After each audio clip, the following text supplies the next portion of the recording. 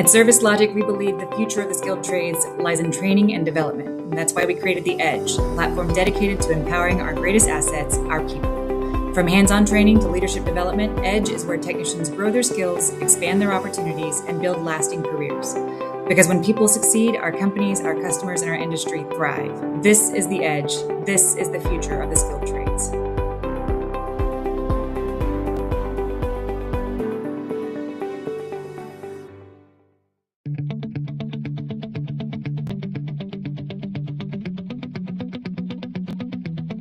I chose iConnect training equipment because I already previously had some iConnect training equipment. And I was very pleased with the equipment I had, the quality of it, and pre-designed labs that came with it. So when I expanded it more into the catalog, I decided I wanted to get this refrigeration trainer in my program to expand my program. My experience so far using the TU-155 has been pretty good experience, especially my second year students, and the light bulb kind of syndrome goes off when you see that little flicker in their eye and they're, oh, I got it. That's what us instructors, what we look for is the I got it moment. And this helps me to the I got it moment with my students, and that's what's my goal to achieve. We are Daikin, the #1 global indoor comfort provider. Our innovative home and building solutions are engineered with energy efficiency and sustainability at their core, ensuring improved indoor air quality for all. From heating and cooling to ventilation, air purification, refrigeration technologies, and connected devices, we are at the forefront of technology, addressing the pressing challenges of sustainability.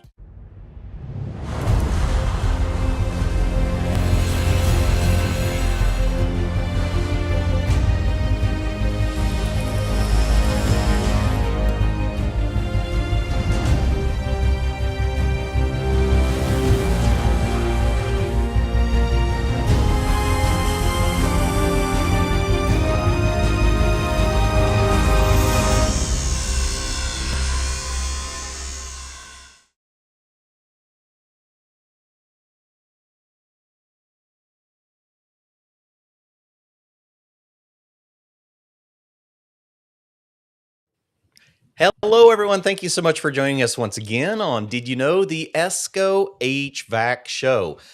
I actually just got back a couple hours ago. I spent about 6.5 hours driving back from the UA 449 over in Harmony, Pennsylvania. So any of our audience from the Pennsylvania, Ohio area, probably just passing you not too long ago. And wherever you're joining in from, let us know in the chat.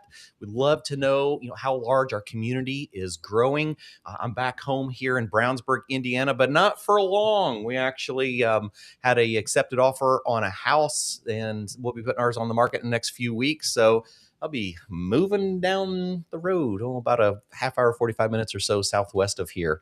Now, one of the things that was so relevant at the 449 was how their classrooms are changing. And remember, the UA 449 is an amazing training center. They focus on commercial, industrial, as well as residential HVAC and a lot of the hydronic side of it, a lot of the boilers, a lot of chillers. And what they were doing was they were doing a lot of retrofitting. Isn't it though, Howard? I had so much fun. I wish you were with us. I learned so much more about the UA this time than I ever had in the past. And yeah, it was a great experience. I'll have to fill you in on that. And I've got some really good videos. Hey, Harrisburg. All right. Yeah, I wasn't too far away from you.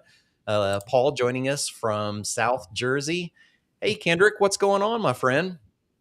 So, up in Chicago. Hey, what's the weather up there? It's like 71 or 2 here in Indiana. It's quite comfy and cozy. So what we realized was the 449 is already preparing for transitions in our industry. They have a lot of new A2L systems, so R32 and 454B in residential split systems, ductless systems, package units, but they're making transitions into a lot of hydronic applications. Remember, they're already doing training on hydronics that they've been working with in the commercial industrial for decades. But even residential and light commercial, we are seeing transitions. And I've been called crazy. I don't mind it. Thanks. Hey, Garrett, thanks for joining us. Hey, sorry I missed your event down at Ivy Tech. What was it? Bloomington was like last week. I was actually out on vacation, so I sincerely apologize for that. So what I get called crazy for is that even residential is going to be moving to hydronic operation, right? As we go down this HFC phase down, this 85% reduction of the manufacturing of all new HFCs by January 36, our next generation and probably our solution for long-term residential and like commercial AC is hydronic, residential heat pump chillers. And so I had the opportunity at AHR this year to spend some time with our good friends from Watts. And guys, you want to go ahead and introduce yourself to the community? Yeah, absolutely. Thanks, Clifton. David Benijs here. I lead the digital team and the digital strategy here at Watts. So lots to talk today about, digitizing our water infrastructure. So excited for it. Managing it. Managing it. Yeah, visibility, right? How do we get to know what's going on there? So yeah, excited for it. Yeah. Thanks, Clifton. My name's Douglas DeLonge. I am a product manager with Techmar. We are a brand under the Watts umbrella that focus on residential and small commercial hydronic controls. So I'm an electronics product manager. Been about 3 years in hydronics, former life in building construction, global industry. So awesome. Looking forward to chatting with you. I know we did talk at HR quite a bit. So yeah, and that's really got me intrigued. I hadn't been focusing on all of the innovations that's happening in the water control and management side, and it was absolutely fascinating and so timely after coming back from the 449 and seeing it in action, like seeing automated controls getting brought into their building management systems. And Reefer Mechanic, yeah, hey, I'm glad you're joining us again, man. I really appreciate you hanging in here because you've got a great perspective that not everyone in the industry has. I believe that you are correct. Like our next generation of residential systems are going to be monoblock heat pump chillers, right? That is going to have fluid control. We're not going to have refrigerant lines, and we're going to have either CO2 as the refrigerant for the outdoor unit, or we're going to have a R290 or 600A. So that's our long-term low GWP solutions. So right now, when we look at how hydronics are changing in the industry, there is so much going on that I hadn't even really thought about. But as we have these conversations, it's important to think about energy use in general. I mean, we spend so much time talking about energy management, whether it is electrical energy, whether it is our fuel energy, whether it is our water.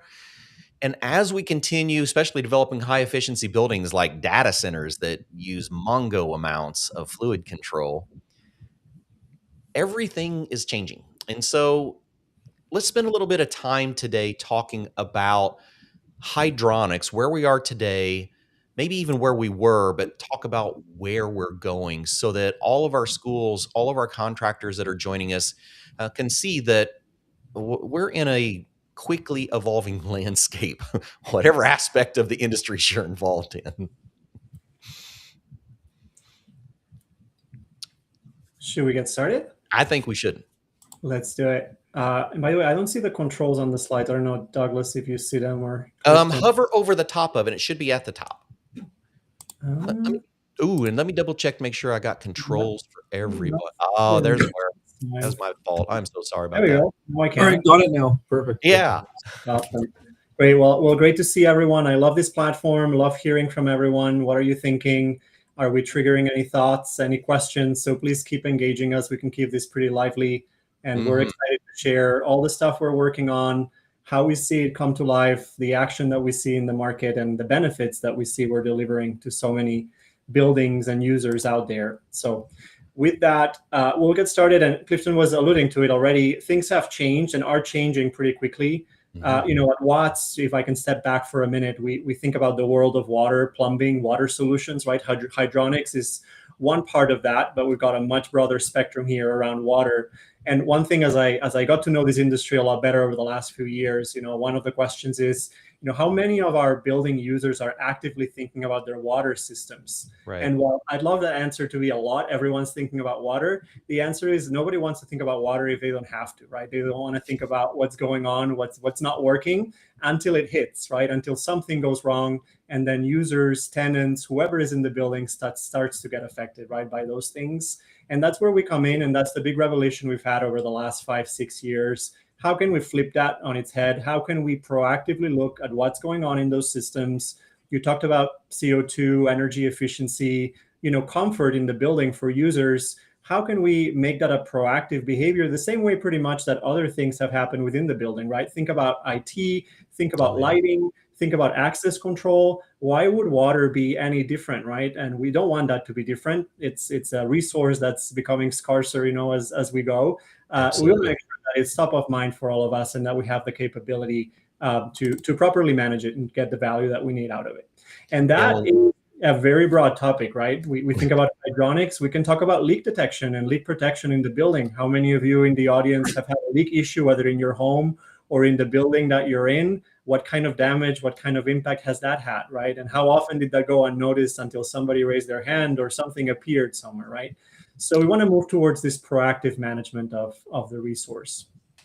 I just installed a hybrid heat pump water heater down at my cabin, and part of that is it came with water management. So it came with its own water detection sensor as well as a valve to be able to isolate the water supply to the water heater.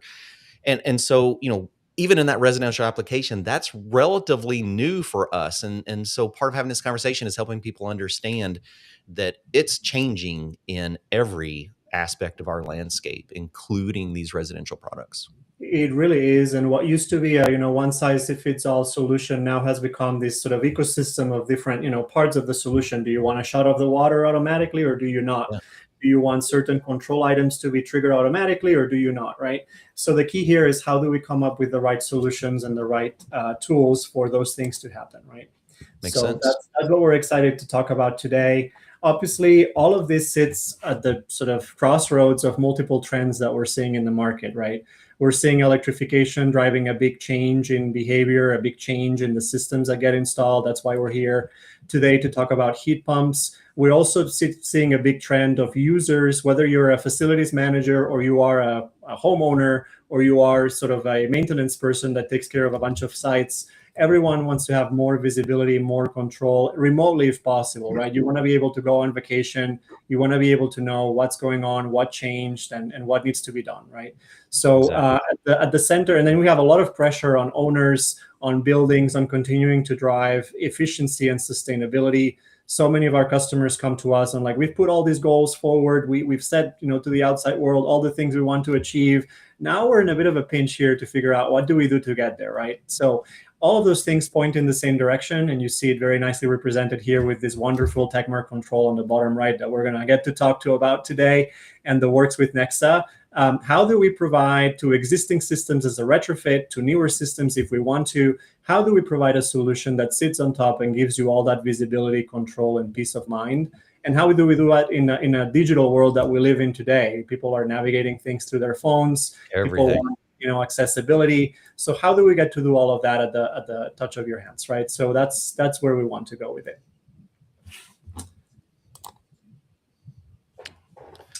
Here. And so, yeah, that points to what, and you'll keep seeing some pictures here. We're going to show you quite a bit about the solutions we've got. Here at the bottom right, you see our application. You get to see all the details, and Doug will walk us through some of these features. You get to see all the pictures of how your system is operating, what's in spec, what's out of spec, how do you control that system remotely.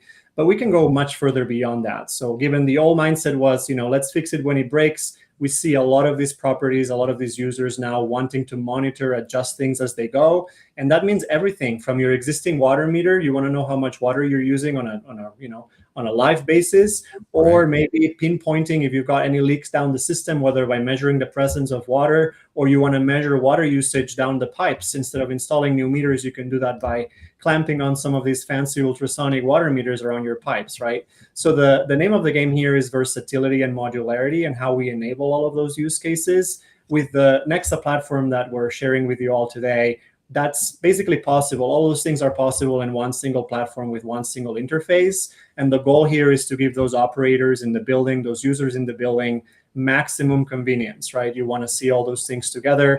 you want to feel like you're in the 2020s of water, right? In the world of water, we want to activate that for all users and customers. So it's amazing how much those three characteristics, the flow, that temperature and pressure, affect heat pump systems. When we start looking at, the amount of runtime that a heat pump takes for recovery, that incoming water temperature is a huge factor on how long it takes for that heat pump to recoup its amount of temperature that we're looking for that output. So we're actually going to be releasing a book here real soon here at ESCO that is high performance electric water heaters, focused more so on the residential and on some of those monoblocks. But we actually dive into, like, how does that incoming water temperature affect the amount of time that it takes for a heat pump to produce the water temperature that we're looking for? And so by monitoring and measuring all of this in real time, our system can actually, because most of these are variable capacity, we can actually control capacity based on what all of those parameters are. Yeah, that's a great point, Clifton. Really running in heat pump control, it's allowing the temperature to be up and down, right? So yeah, you don't need as hot a water to do heating. You don't need as cold a water to do chilling.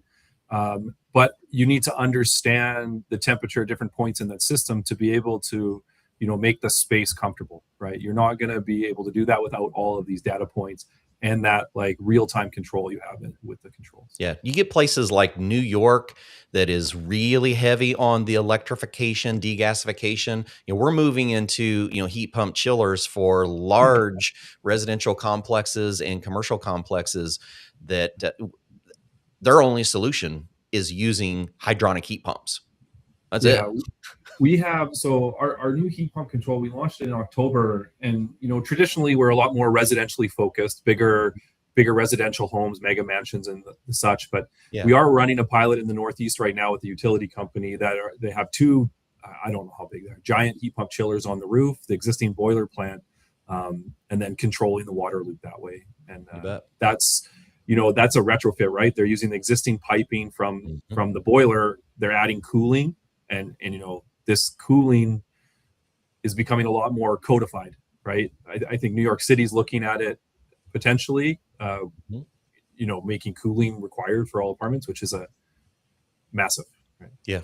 But when we have a heat pump and we have all of the controls associated like this, it gives us that ability to do a retrofit system.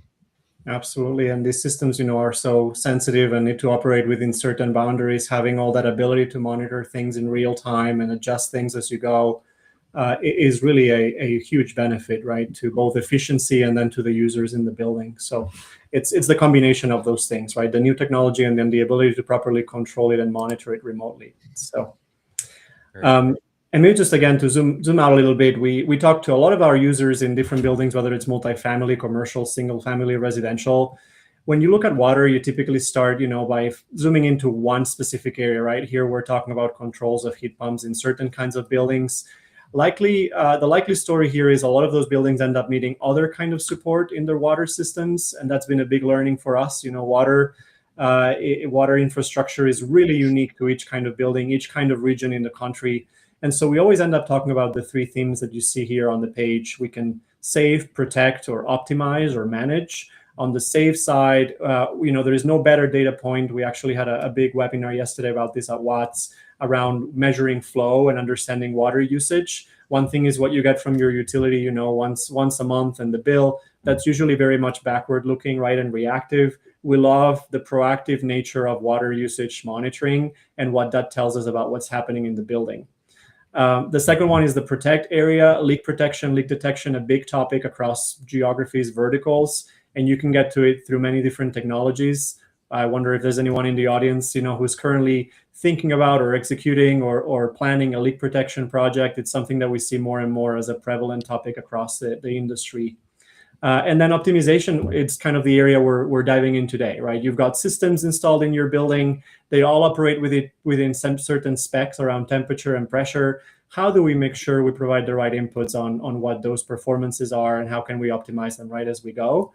Those three areas are really complementary to each other. And it is rare that we stop at just one of them in the buildings we work with. We typically look at a combination of those things, which is what we're excited to do as a Nexa solution, right? As a Nexa product as well. Yeah, I mean, I'm thinking even just from the smaller application, I we just bought a property for our daughters to move into for college, and just a little house. Spent the last week doing demolition on it and remodeling. It's on a full basement, and I look at an application, even something as small as a residential application like this. I'm not going to be in the home.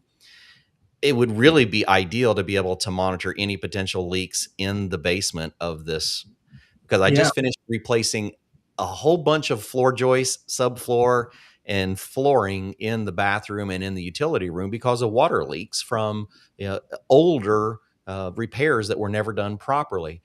But then at the same time, also being able to manage the cost of water, because the cost of water is starting to increase in many areas. And then actually have those analytics and go, okay, who's the one taking the 2.5 hour shower here versus the 45-minute shower? Correct. And you're out for a trip or something, or it's your house in the woods or something. Yes. A lot of our customers want the ability to shut off that water automatically, right? Something is off. It clearly something is wrong. I can't get there within a few multiple hours. I might as well just go ahead and have the water turn off on its own. So we see that more and more. We have a phenomenal line of products here around leak protection with shut off that really solves that pain point as we go. So.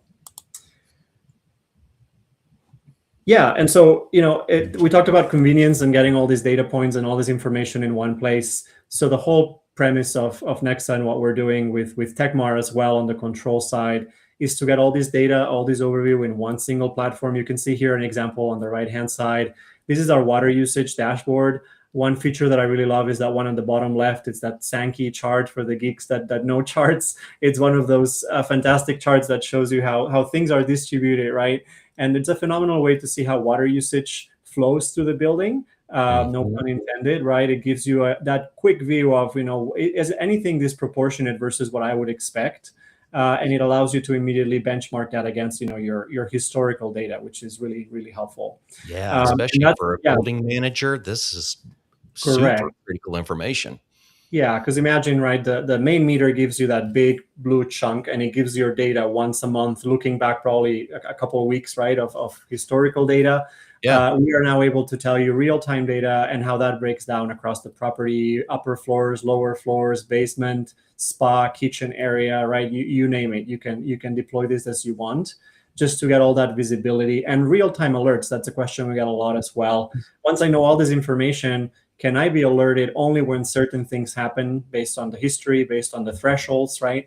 So that's another big important point here as well for the heat pump controls, the ability to be alerted when it matters and how we can set that in a smart way that Douglas can probably talk a bit more about. But we can bring this down to minimal noise with maximum value, right? That's kind of the balance that we're trying to strike here. Yeah, in those multifamily applications, that water use and manageability, it could save a whole lot of repair time. When we think about a multifamily that has a leak somewhere, right? If we can actually manage and understand where that's coming from before it becomes a critical incident. Yeah. No matter how you do the math, whether you're looking at insurance data, whether you're looking at, reparation data, whether you're looking at tenant occupancy and reputation, right, of your building, you name it.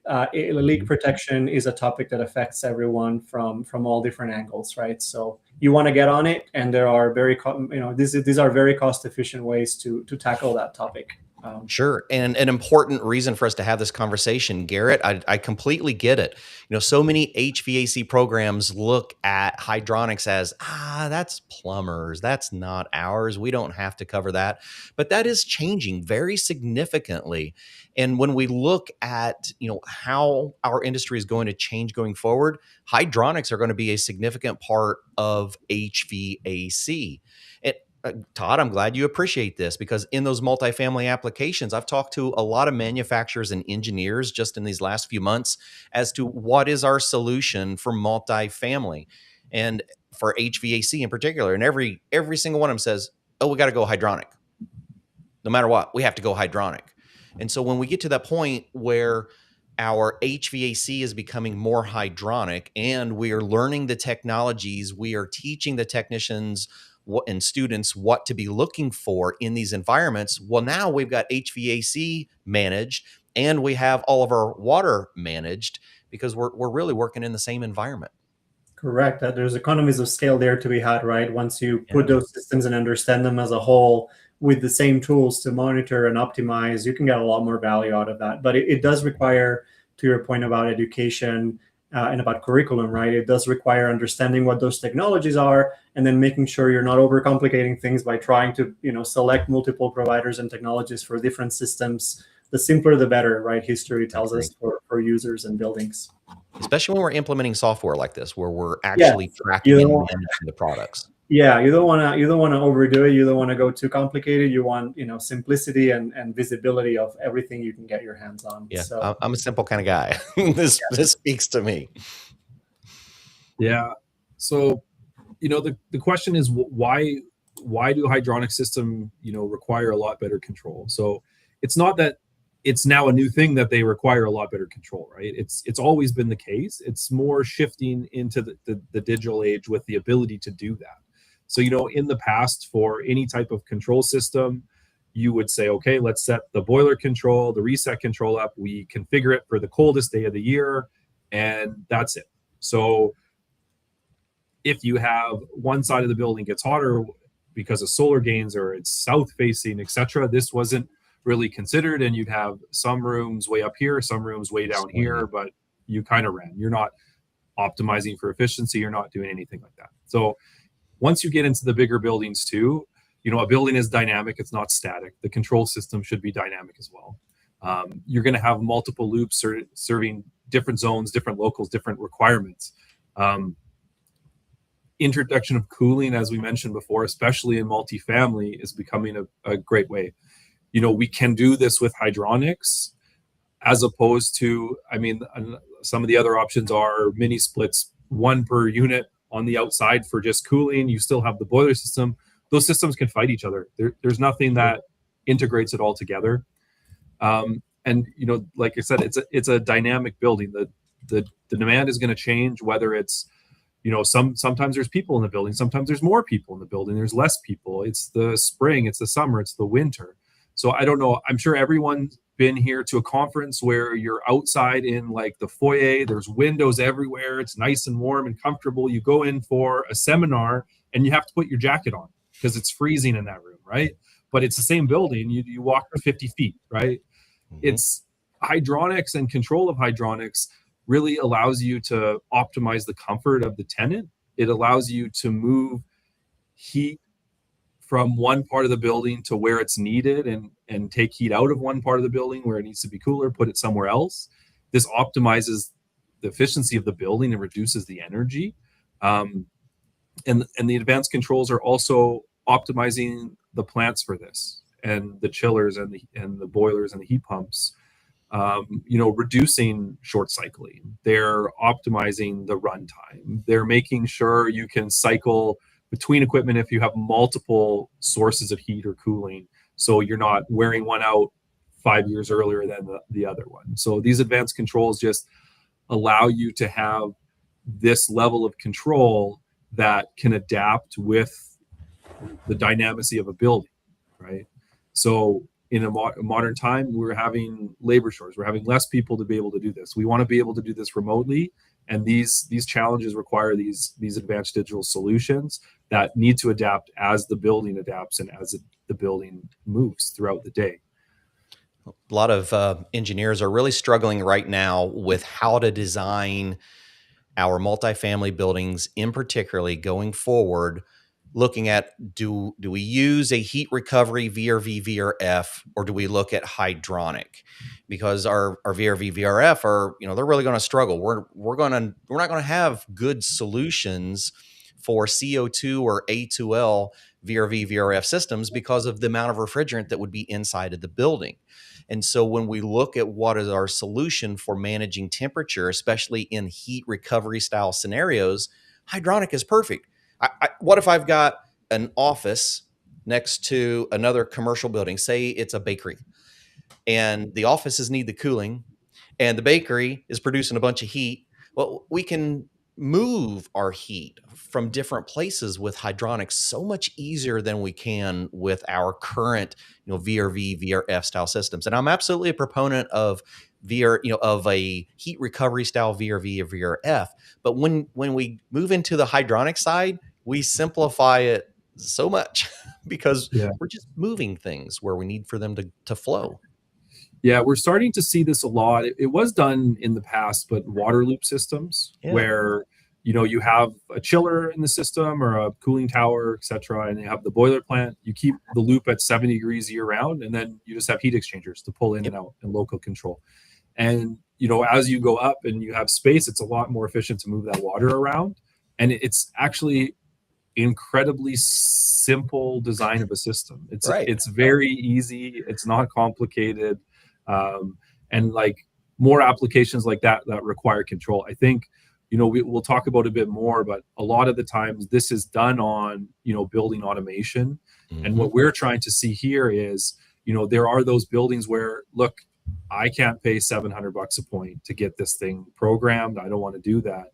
Where can I get this level of visibility that, I can also see and manage my building properly? So, right, and scalable. Yeah. So we talk about that too, is what's the advantage of this type of advanced control solution? So, maintaining the water temperature and the pressures and the flow, that's the key. That's going to operate all your equipment. That's going to be able to maintain and save lifetime on your equipment. Staging the equipment. So, when does that second stage come on? When do we need the third source? And really optimizing that for energy use. The goal of a system for heating is to run the water at the lowest temperature possible, and for cooling to run it at the highest temperature possible. And that's only doable, with this analytics and this visibility on the system. So you can adapt with outdoor reset curve, but now with indoor temperature and sensors throughout the building, you can have indoor feedback. So you can act to actual dynamic, what the building's doing on that specific minute. Right. And that's going to be a lot better control, a lot better comfort for the tenants. Remote access is the big thing, right? Having this digital platform that allows you to control your water and to control your HVAC system and your system remotely, it just gives you a lot more flexible as the contractor in the trades. You're not having a 1 a.m. call because something's down. You can look at it before you have to drive out there. You can maybe even fix it by adjusting the settings online because, this is what it was. You can see that, by the analytics that the digital platform provides, whether it's historical data charts or things of that nature. And you have the ability to create those yourself. So you can say, hey, this is what I'm really looking for to optimize my system. It gives you the transparency on maintenance. It allows you to see things, that, in the past was the superintendent went in, he looked at a boiler and he wrote down a few things on a piece of paper that was on a clipboard in the boiler room. Right now, everybody can see it. You can specialize. You can scale it a lot better. And as David was mentioning before, you get those alerts, and you can set those alerts for who needs to see them and when. And that's completely customizable because you want it to be as not intrusive as possible. Because I mean, a lot of people probably have things where I get notifications and you just ignore them after a while, right? If we're going to be notifying people over here, I tried turning it off. They have to have high impact, right? And the last thing here is, and on what we're offering with our Watts and Techmark controls and the Nexa platform, is the ability to get all the equipment that's managing water and part of the HVAC and part of the plumbing of the building onto one platform that is, it's not a custom BIS system. It's not a custom program system. It's scalable. You can understand it as a contractor. You can go out and then roll it out with different property managers, different building owners, and then make it a lot easier. And you have your full visibility. I think that's the key thing, because without visibility, you're not going to solve a problem. Right? Yeah, think about like a lot of these systems are such a big investment that so many properties have thought through so much, right, to get to that decision point. When you invest in such good technology on the equipment side, you would really fall short of what you're trying to get to if you don't also pair that with the best controls and the best software, right? So it's the combination of those three layers that truly gets you to that place where you want to be, right? With ongoing optimization, cost and efficiency control, right? And all that stuff. It is a shame if you stop in that first layer, right? We want to pair that best-in-class equipment with best-in-class controls and best-in-class software platform, and that's where we see the most benefit when you combine those three layers that Douglas is talking about. I really could have used you guys about 3 or 4 months ago. I had an equipment manufacturer approach me wanting to do a video shoot for one of their newest product, their air-to-water monoblock. And so we sat down at this barn dominium that I have out in the woods, and we did a design, a potential design for it with multiple zones, using radiant heating, using supplementary radiant heating for sidewalk. And we had a variety of different zones. We were going to be using it for domestic heating and cooling as well. And when we got down to the point of the final design, I asked the manufacturer, I said, well, what type of controls are we going to be using for setting this up and creating the different zone capability? And he's like, we don't do that. We let the contractor find what components they like to use the most. I'm like, that's not very realistic for a